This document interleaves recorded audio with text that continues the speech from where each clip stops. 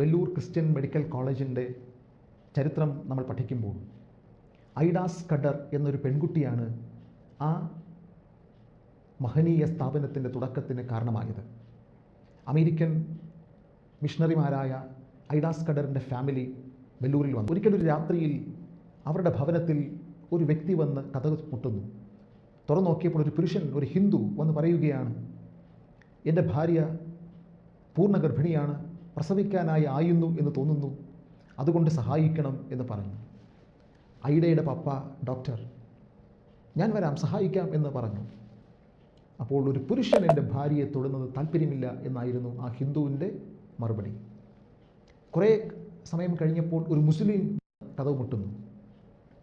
ആ മുസ്ലിം എന്ന് പറയുകയാണ്, എൻ്റെ ഭാര്യ പ്രസവിക്കാനായി തുടങ്ങുകയാണ്, സഹായിക്കണം. ഡോക്ടർ പറഞ്ഞു, ഞാൻ സന്നദ്ധനാണ്. പക്ഷേ ആ മുസ്ലിം പറഞ്ഞു, ഒരു പുരുഷൻ എൻ്റെ ഭാര്യ തൊടുന്നത് താല്പര്യമില്ല എന്ന് പറഞ്ഞു.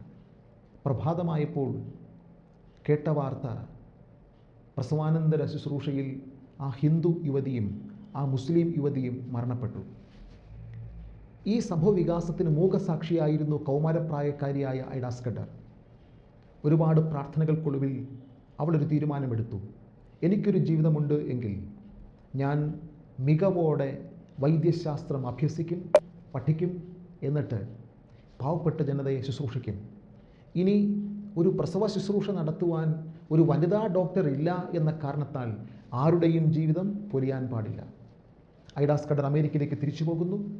അവൾ MBBS പഠനം പൂർത്തിയാക്കുന്നു. വീണ്ടും വെല്ലൂരിലേക്ക് വരുന്നു.